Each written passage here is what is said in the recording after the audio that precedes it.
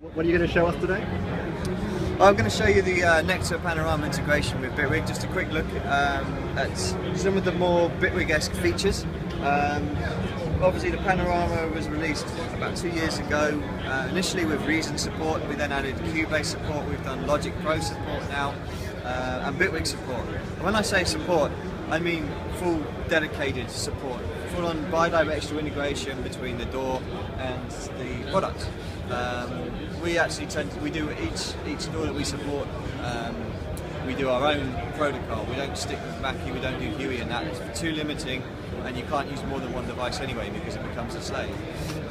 So for us, that doesn't work. We want to do our own stuff, and that's how you get this kind of workflow that I'm about to show you.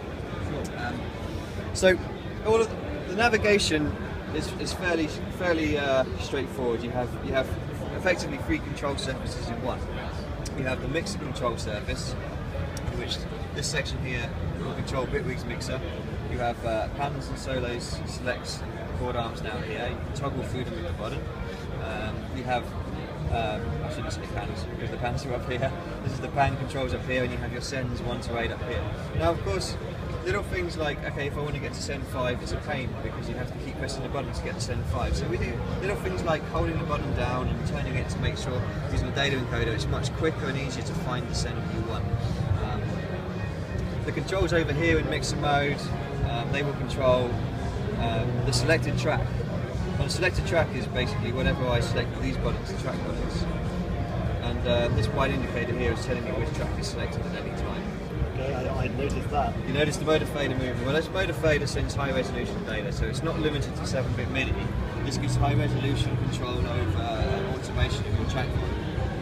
You also get a mute and solo. And that's regardless of which mode I'm in. If I'm controlling the instrument control surface or the transport control surface, I still have my mixer control over here. So I can still straight away play around with my effects. And what's nice about this and what we do with Nektar, what's important is when you're working as a keyboard player, you're really focused on the track that you're working in, recording in at the time.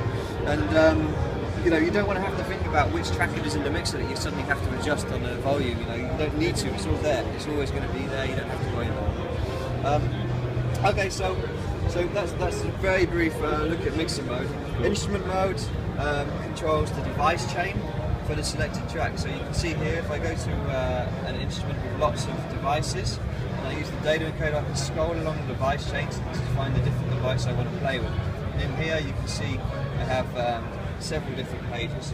If I go back again, I've got my distortion, polysynth, gives me the device name here, my track, chorus. Back to the polysynth for now.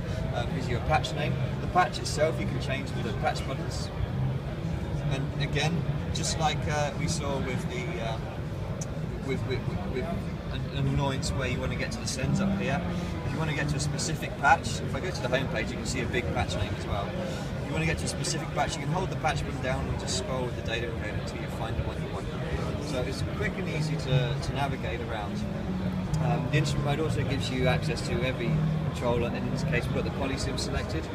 You'll notice if I press the pages button, up comes all the different pages that I have available to me. So if I wanted to tweak the filter in a big way, hit the filter, and all of my filter controls are here. I can start messing around with the filter for my bass sound as these things are working. And then the transport mode is essentially just that. It has control of the tempo, pre-roll, punch in and punch out, turn on the global groove of Bitwig there, automation rights, control of your global groove parameters, big time display, and then your loop indicators. Now, there's also a step sequencer, and I'm going to come to that in a minute because I'm just going to try and do a bit of a live jam and show you how this all works and how we interface. Where should I be focused on? I would focus mainly on here. Okay. Basically, Panorama makes things very easy. I've gone over the kind of like the general modes you get with most of us. With Bitwig, you get you obviously have the clip view, the launcher, and over here you can see how I can control the launcher. Now, this is showing me the clips that I have on the selected track. So what I'm going to do is I'm going to select a bass track, and I'm going to program using the step sequencer a new clip. And what I'm going to do is I'm going to set a clip with a set length of 1 bar, because I'm going to use the step sequencer. So when I have the clips available, I'm selecting my bass track that I want to work with, and I'm going to press Shift and turn the data encode, and you can see that I have a new clip length. I'm going to select the clip length to be 1 bar, and I'm just going to hit this pad here with Shift, and it's going to set me up a clip. You can see over here, that's where my clip has gone. Now, the clip in the panorama is yellow, which indicates that there is a clip there, but it's not. It's armed to play. If I hit the clip, it's going to start playing. So, hitting the pad in the clip view without holding Shift will trigger or re-trigger the clip, if you like. If you use Shift, it's going to add a bar, if you like, or however big you want the new clip to be by using the data encode. So it's a nice way of working. If I hit an empty clip at any time, it just starts recording on the fly, and then hit it again to stop recording and playback, which is the way that a lot of stuff works, of course, with Ableton or with Bitwig. But the ability to actually add a clip of a set length just takes away that need where, you know, you've hit record, you've either done it too early, too late, you're not ready. How many times do you find yourself with a little bit of silence at the start, at the end, that you then have to go in and change, you know? That sucks. That's not what we're about in it. So we want to make things easy. So that's why we have this new clip. Now going back to the clip that I want to edit. So I've got my clip selected. I'm now going to press the transport button. I'm going to hit the step sequencer, and you can see here the steps are indicated on my buttons. Now I've got steps 1 to 8 selected. I've got different ways of selecting. I can go to steps 9 to 16 here, or I can just have this as a basic modifier, which goes to 9 to 16. So you can see now I've got my 16 steps available. Now the faders, you can see here, I've got different varying options. This sets my velocity. So when I enter a step, I'm going to have different velocities. You can see over here, displayed. Even if the faders are out of position with the display, the white indicator is always showing me what the position of the actual software value is. So you can see here I've got different velocities all set up, which means if I add the steps in, like so, it's going to be playing at different velocities.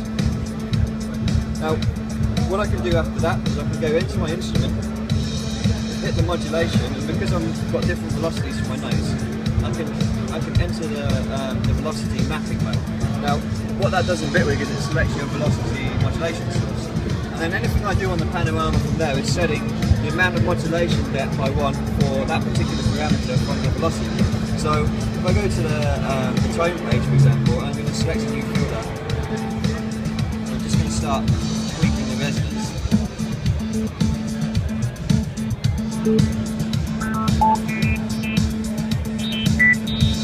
Solo that so you can hear it a bit better. So how quick and easy was that? You know, I've got some crazy kind of like symphony going on. Just using a step sequencer, some velocities and some velocity modulation. The step sequencer on Panorama goes even deeper than that. At the moment I've just sequenced one note. Up here I have the notes selectable from here. So I can select several different notes at once, and then start adding some crazy synths going on.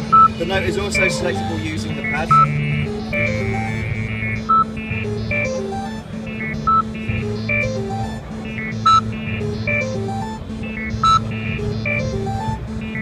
So, and on top of that, if I toggle Shift and record, it turns on overdub for the clip launcher, which means I can start jamming over the top of the step sequence that I've just done. Okay, I'm going to stop there because it's starting to sound horrible, but you get the idea. Yeah. You get the idea, and that's one really good way of working with clips in the panorama. Perhaps another way of working with clips that I particularly like. If I go to a track that's perhaps a little bit more, I'm just going to mute that down so you know what's going on. If I go to a track that maybe has something a bit more melodic. Okay. I don't know about you, but I often like to, once I've got a loop, I just like to jam and see where it takes me, and see how it flows. And you can actually set this up quite well in Bitwig. In the same way that I did before, I'm going to add to my track. I'm going to go back to the clip page, and I'm going to add a clip of a set length. This time I'm going to do 3 bar length, for example. And I'm going to add a 3 bar length clip there. Now if we look in Bitwig, this clip here, tells me that I've got my 3-bar loop then. I'm going to turn the loop off and I'm actually going to select play the next one, which means that at the end of the clip it's going to start playing the next clip. Okay. At the moment there's no clip there to play. What I can do on the panorama is effectively duplicate that clip. So I just have to literally hold these down, duplicate the clip as many times as I want, and if you go back to the clip menu, you can see here I've now got 9 groups of 3-length clips.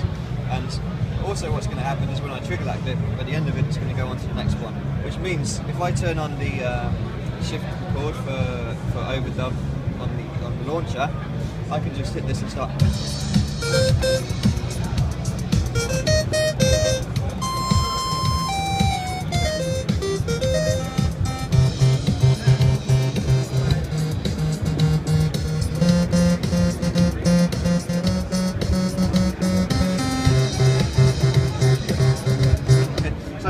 Play that back, it's going to do exactly what we just recorded, but it's going to do it, it's going to go along different sections. I also have the ability to skip bits, go around different parts.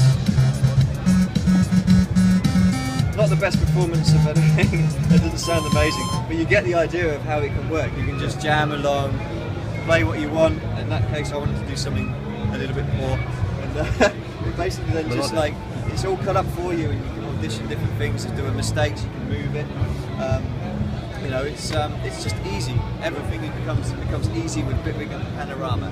And so with the Panorama, the integration is going to be ready on the 26th of March? 26th of March, our integration will be ready at the same time as Bitwig, yeah. As soon as you buy in Bitwig, you can buy Bitwig with your Panorama, it's all going to work out of the box. Exactly. Oh, yeah. Thank you so much. No worries, no worries. A couple of little other things I should point out is we go to this track, you can see here there's a clip with a name, and the names appear on the panorama display, which is always useful for feedback. It's not just colours, you get the name of the clip as well. And again, that's the same in the scenes. If you want to launch a scene, at the moment these scenes don't have names other than the actual thing, but if I name this scene to be, you know, scene 1 might be my intro, for example, it would give me the name of the scene. So you can set up intros, choruses, verses, you know, however you like to work your scenes. It just makes it that much clearer, that concise. Nice. So yeah, you get the idea, and ultimately, it's just limitless what you can do with this machine and with Bitwig and the computer.